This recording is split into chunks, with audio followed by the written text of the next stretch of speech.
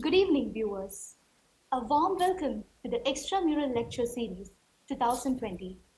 We present you our new series of lectures with an intent to provide exposure and open up new realms of learning to the student community. I am Alina Santosh, first year integrated MA student at IIT Madras, the host for today's webinar. Today, we have with us the pioneer of women in corporate leadership and the former CEO of one of the biggest multinational corporations of the world, Ms. Indra Nooyi. Ms. Indra Nooyi is an Indian American business executive and a former chairperson and CEO of PepsiCo.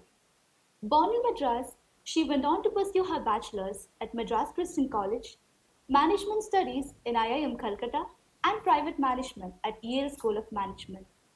Starting her career with Johnson & Johnson, she has also served on the boards of Amazon and International Cricket Council. She is ranked consistently among the world's most powerful women. She was honored with Padma Bhushan Award in 2007 by the Government of India. Ma'am, we are honored to have you inaugurate the lecture series of 2020. We welcome you to the webinar. Thank you, Alina. Very nice to be here and very nice to be with an IIT Madras group, my hometown. So very nice to meet you all. Thank you, ma'am. Without further ado, we will now proceed to the questions.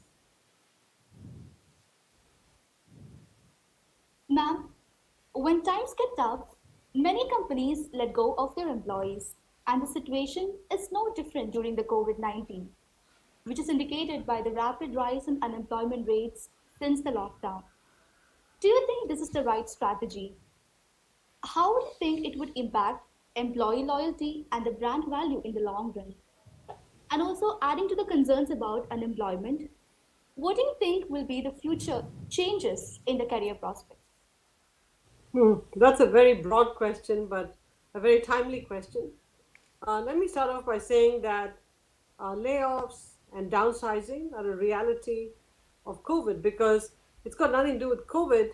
When you have a drop in demand and you don't need to run the factories or run the sales organization, all the people are redundant.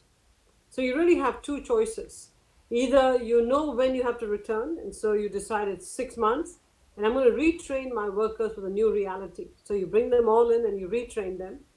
But if you're unable to do that because you have no idea when you're going to reopen, your only option is to downsize. Because at the end of the day, you're running a commercial enterprise. Maybe you give people 30 days or 60 days, but then you start to downsize.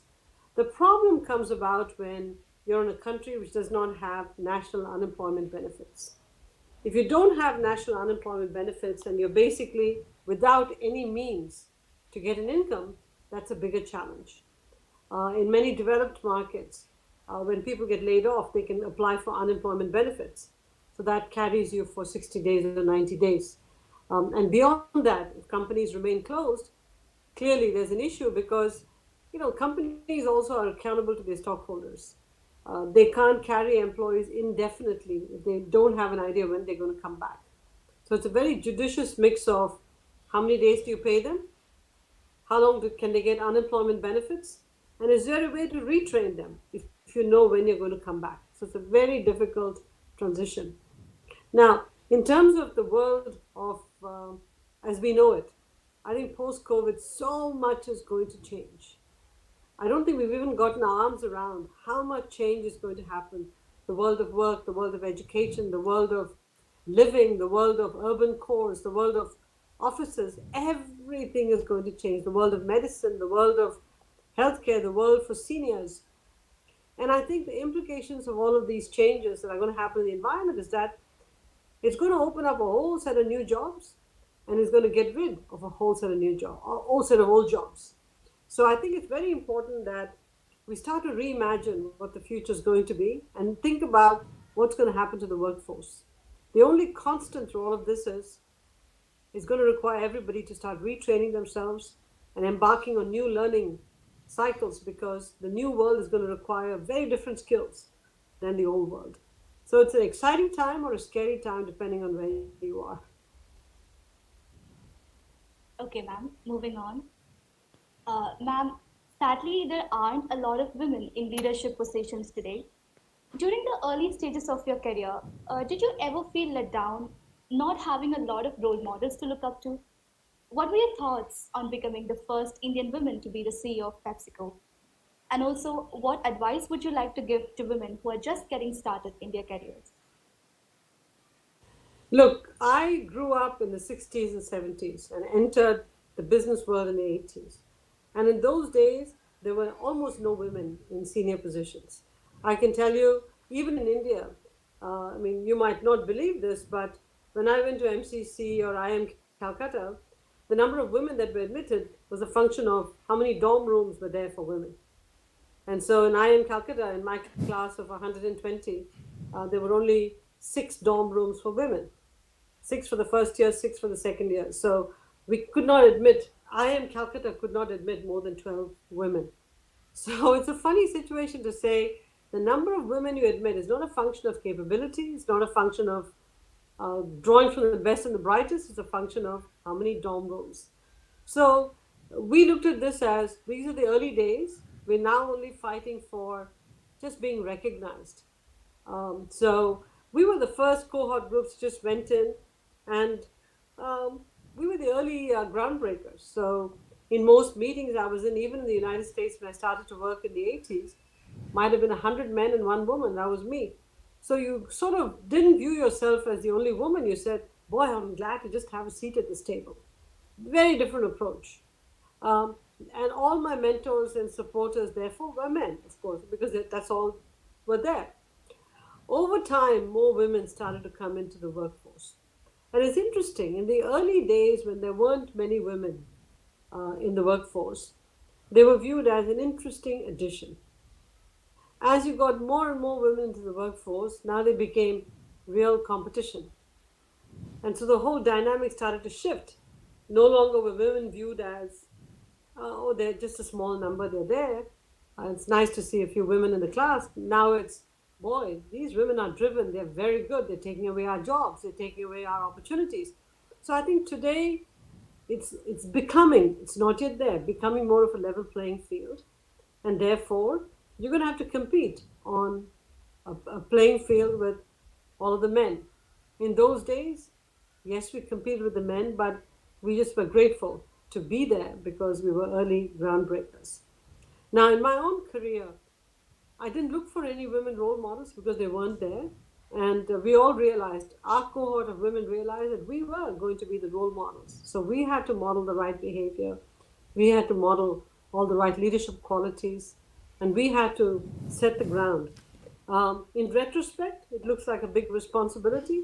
But when you were going through it, you didn't think about it. You just did it.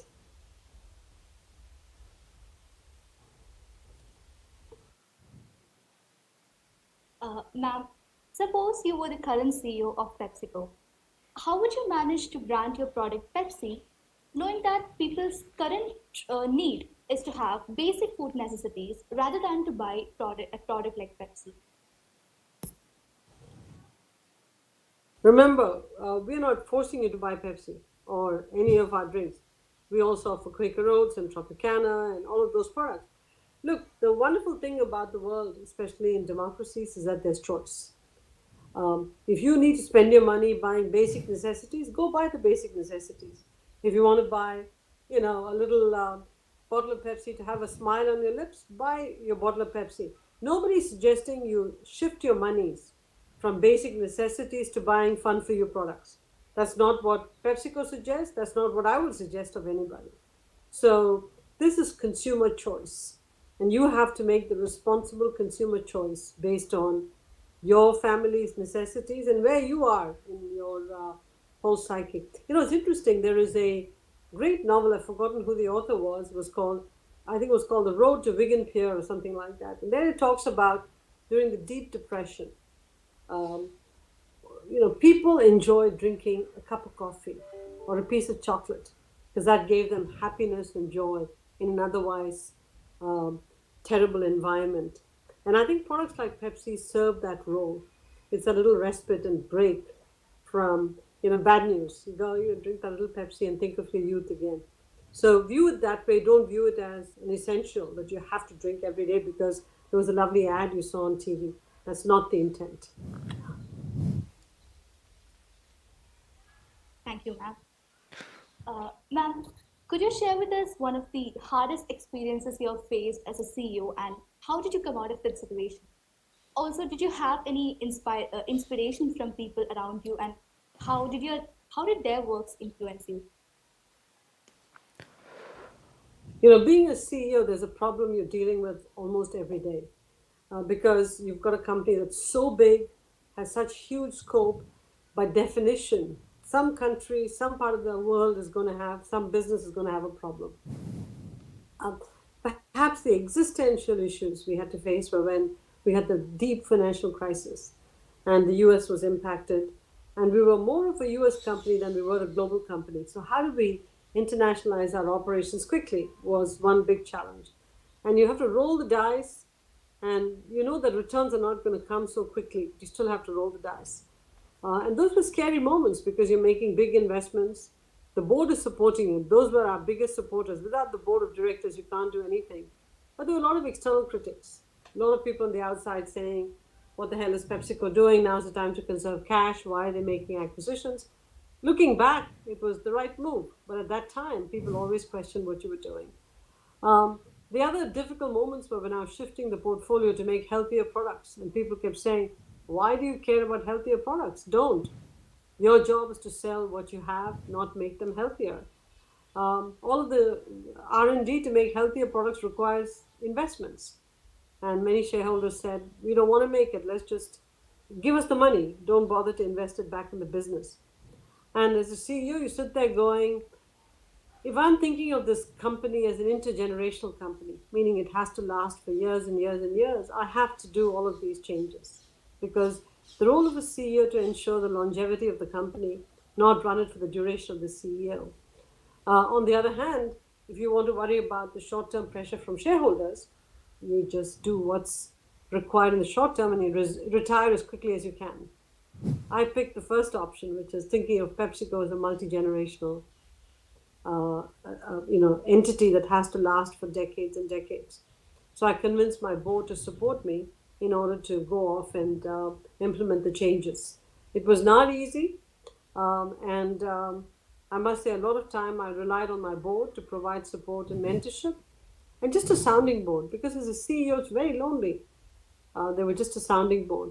But I would say that when you know that what you're doing is right and it's backed up by sound analysis, don't change your mind too often, because then you have no framework for changing your mind besides, oh, my external pressure, I couldn't take it. That's not a good reason to change your mind. If you believe it's the right strategic direction, it's backed up by what's happening around the world, and you have to make those changes, you've just got to do it. It takes enormous courage and fortitude to hold your ground, but that's what we had to do. Thank you, ma'am.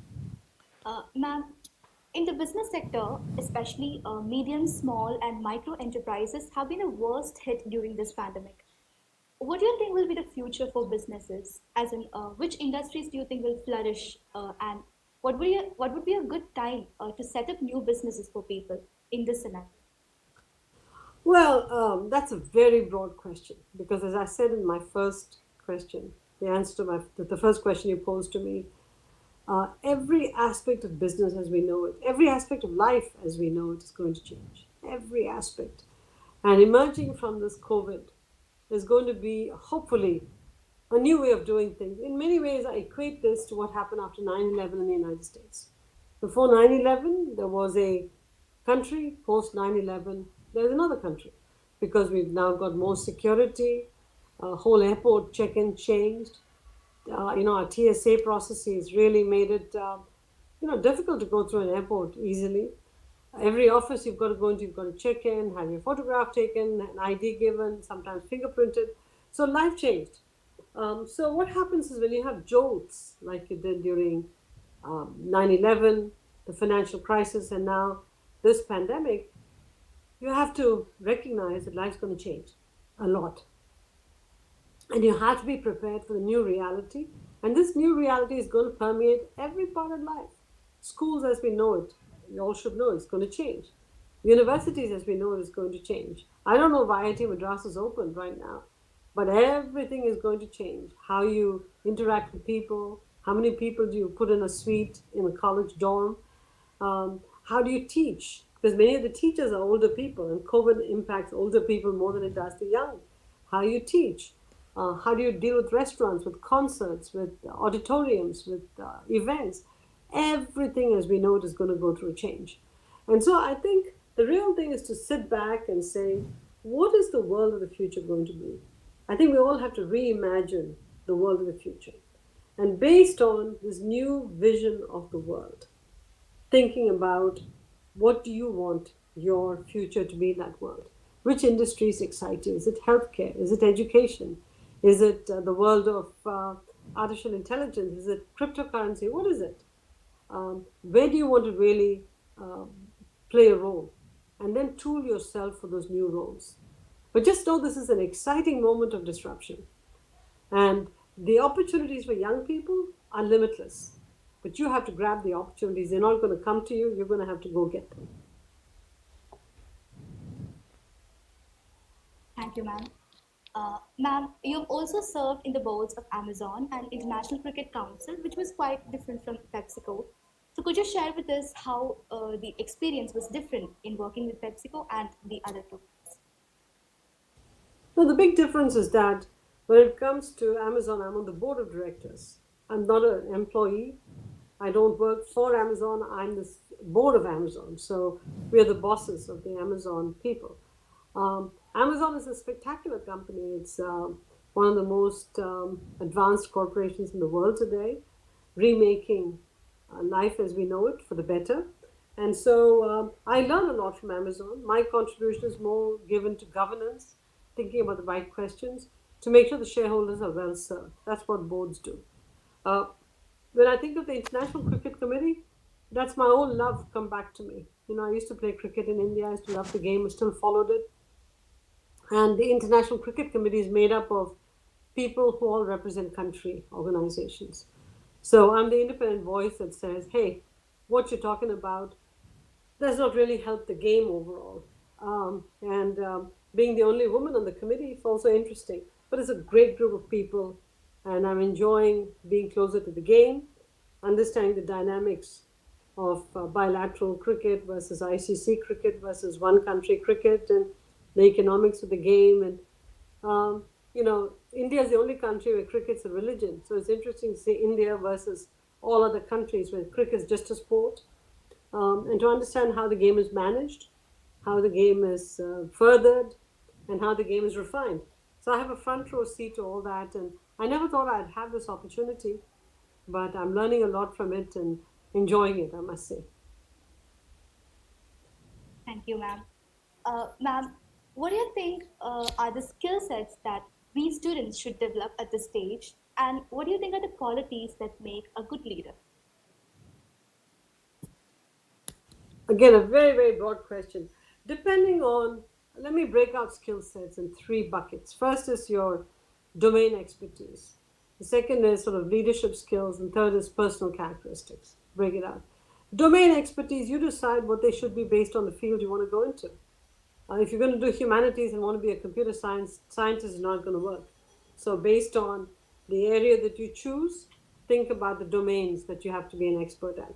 But most importantly, in this new world, post-COVID world, note that historically defined narrow domains are no longer going to exist.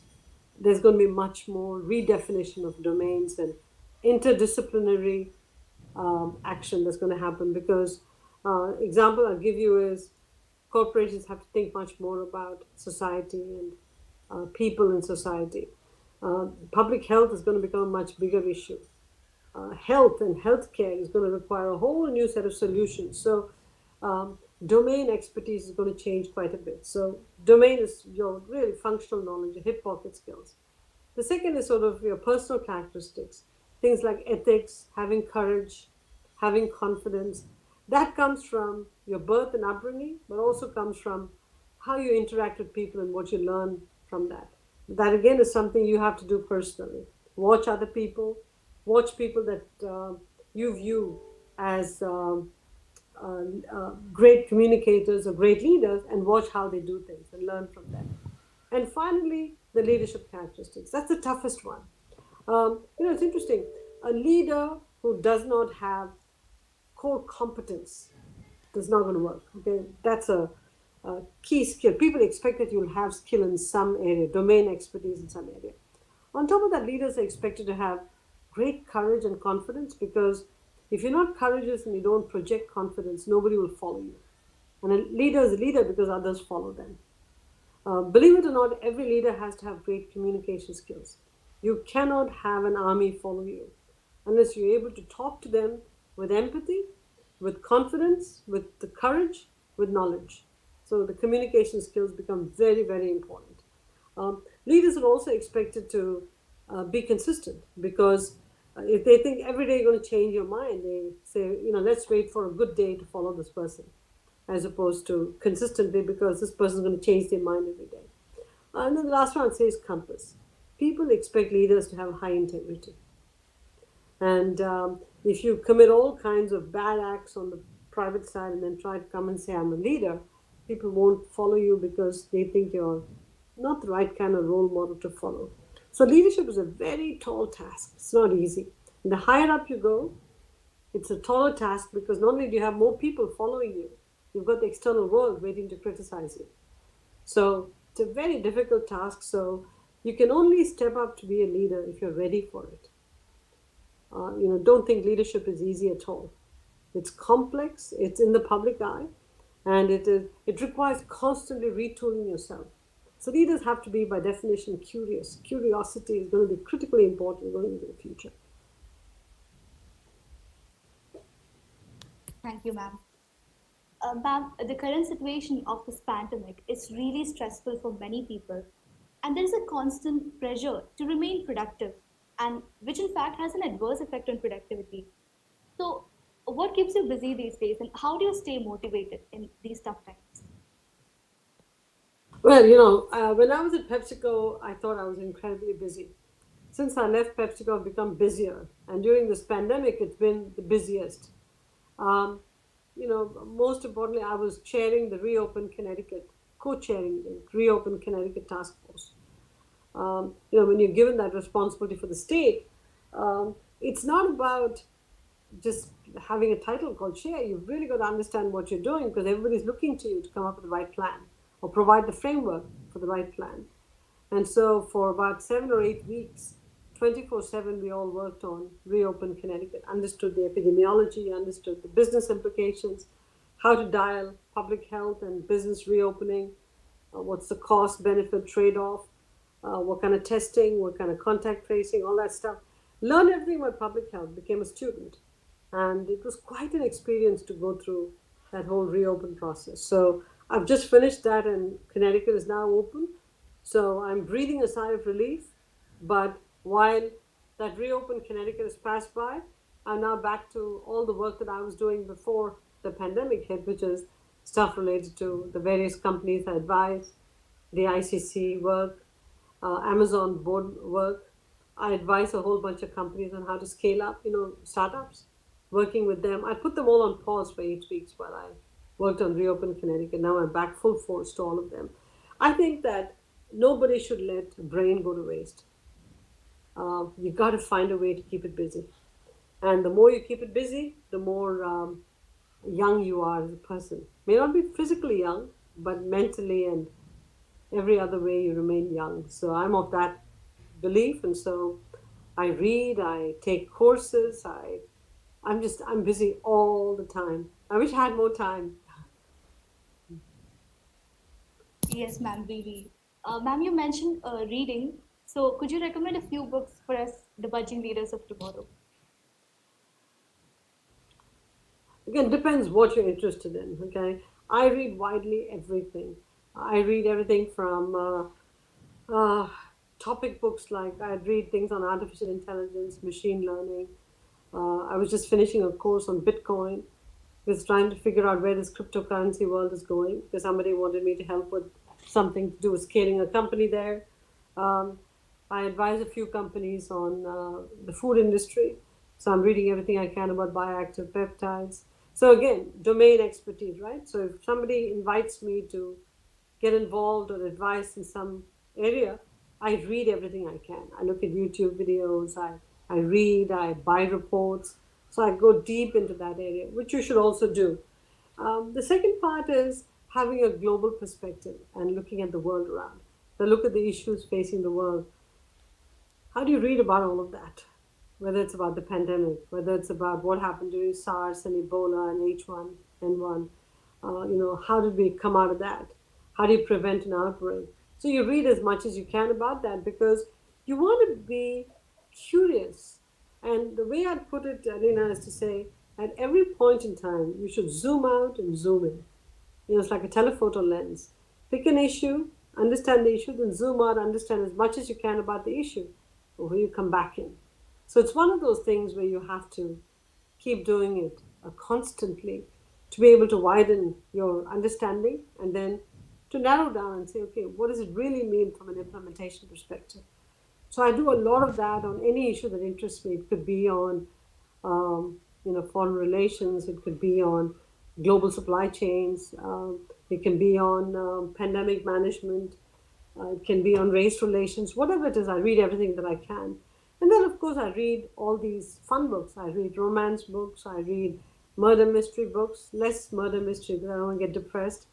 And then whenever I get a chance, I might watch a movie on my device. Could be a documentary. I've watched a lot of documentaries. Very, very interesting. It can be movies about the World War or emergence of interesting leaders. It's interesting to learn from the past. So it's how you want to use your time productively. And your definition of productive is different from mine. I read the whole spectrum and I speed read. So I can consume a lot more reading than perhaps I should, but I speed read. Thank you, ma'am. Ma'am, there is a huge blow up of information these days. Like people are bombarded with various agenda embedded media these days. So how do you tackle that? It's interesting.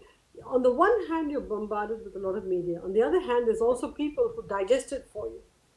You get to go get abstract or go books or whatever that is. They take a book and they summarize it down to 10 pages for you. So you can actually read a lot more. The problem with the media out there, don't feel compelled to consume it all. The problem is there's a lot of peer pressure that you have to belong to everything and you have to be cool to know everything that's going on. Don't fall for that. You have got to decide what you want to focus on, what's important, and where you want to consume stuff, through which media, through which channel. That's a decision you're going to have to make. Don't go just right or left in terms of channels. Consume a broad range of perspectives. But if you get consumed with consuming too much, with watching too much video games, watching too much Netflix or whatever, or playing too many video games, you're using time very poorly. Make a compartmentalize your day into when you're willing to interact with those devices versus other times when you're just going to read, you're going to absorb, you're going to derive insights from something you watch or read. So I worry about the young people today who have lost sight of what's around them. You guys are always on your device. The device is okay, but even when driving in a car, I remember in my youth, we'd look out of the window and marvel at the scenery and the brooks and the rivers and the mountains. Nowadays, my kids, they look at their devices all the time. And I think that sometimes I want to say the next 3 hours are device timeouts. We're not going to look at any device, but I can never enforce it. But there is a world outside the devices. Thank you, ma'am. That message was really inspiring for us students at this time, especially. Ma'am, how do you think education can help mold the children towards the business? How can we give back to the society, and how should a philanthropy be structured? It's a very, very interesting question, Arina, because I think that the old method of learning may have to change. When I graduated from high school when I was 15, MCC when I was 18, IMCAL when I was 20. Here they don't graduate from school until they're 22, from 4-year college. So to graduate from IMCAL at 20 was way too young, I thought. You don't have work experience, you're way too young. I think a lot of things have to change. I don't know what the hurry was. When we were growing up, if you got double promotion, that was great. If you graduated when you were from colleges younger and younger and younger, that was even greater. I don't know why. We have our lifespan is increasing. Why not take it a little slow? I think education itself is going to change. No more are we going to have rigid 4-year, 2-year, 5-year colleges. Is going to be paced differently. You don't need the big gaps and vacations you have in the middle. How can you get through an MBA program in 1 year or college in 3 years and then use a gap year in between to actually give back to society so that you engineer not social work, but you engineer care for society into the degree program. And until students have done that, they don't graduate. Too often now, people come from all kinds of backgrounds and then they battle their way through college just to get that job. And they lose sight of those issues of society and how to give back to it. Many do, not all. Many do. So I think we're going to have to bring humanity back to education. We're going to have to do not just knowledge, but also kindness. We're going to have to rethink what education is for and what kind of education we want to provide. How long should it last? Does it have to be in one blast, or can it be done over multiple years? Does it have to be the standard stuff we used to teach in the past, or should we rethink and reimagine education? There's a whole lot of work to be done. Yes, ma'am, thank you. Ma'am, post-COVID-19, do you see India as a potential base for startups? How do you think the economics of the startup ecosystem is going to change? It's very hard to talk about the startup environment. India is always going to be a hotbed of innovation and entrepreneurship. The people in India are very innovative, low-cost oriented, brilliant scientists, brilliant chemists, biologists, all that stuff. So I think India has got tremendous talent. But I think the infrastructure of the company has to come in concert with the talent. I think we've got to have public health systems that can quickly react to changes. We've got to address the inequality in the system. We've got to create more viable cities and more equal cities and really focus on the social issues. Otherwise, every time there's a pandemic, the outbreaks will come from those lower income people. You can't stop it, it'll bring down the economy.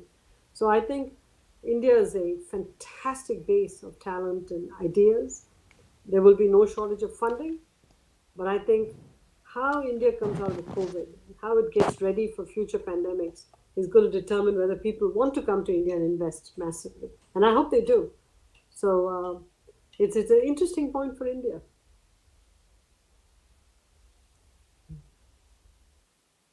Ma'am, moving on to the final question of the day. What is your advice to the student especially during this pandemic? How do you think students can really develop an entrepreneurial mindset in India? The first thing I want to say is all of you students, you're the future of the world. Every day I feel good when I meet young people because I look at you all and say the future's in good hands. You're the people that are, arguing for change. You're the people that want a more equal society. You're a good group of people. So I'm very, very, very enthused to see the young people today in society because you're trying to be the change you want to see in the world. So thank you for that. But it's not going to happen automatically. What I feel when I look at you all is you've been through a lot. You went through the internet bubble crashing. You went through 9/11, which had a ripple effect on the whole world. You went through a financial crisis. You've now gone through COVID, and you're going through this whole, you're watching in the world the anti-racism protests. And so you're going through issue after issue. And you see some years of growth and then you see a collapse, and some years of growth and a collapse. So you're seeing this jawbone structure. So you can either say you're all learning fast, or I feel bad that you guys have to learn this way. Especially the cohort group going through colleges now where you can't graduate in person or you can't have a senior term in your class. I feel terrible. My daughter's in business school, and her third semester in business school is destroyed because there was no class. It was all online. And so she's feeling very bad about it because the whole social experience of being with your friends was an important part. So the only thing I say to you is take heart in the fact that this is temporary. This too will pass. We've been through worse as the world. This too will pass. And figure out a way that once this passes, you can get back together with your friends, reconnect, make sure you build that community, and together figure out how to make this world a better place. Don't waste this pandemic. Think about the future and say, what can you as the young, smart brains of the country do to make sure that you rebuild an India that is more resilient, more agile, less unequal, and has a real eye towards how to lift up the underserved communities. Really lift up the underserved communities. How do you educate them? How do you give them opportunity? How do you look at each person as a human being? As opposed to the minute you see them, you label them as a particular type of person. How do you look beyond that? I think this next phase is about humanity, kindness, coupled with creativity and brilliance. But it's first kindness and humanity. Thank you, ma'am. Thank you so much, ma'am. We are truly honored to have hosted you. And thank you so much for sharing your thoughts with us today. They were indeed inspiring, so informative, and thank you so much.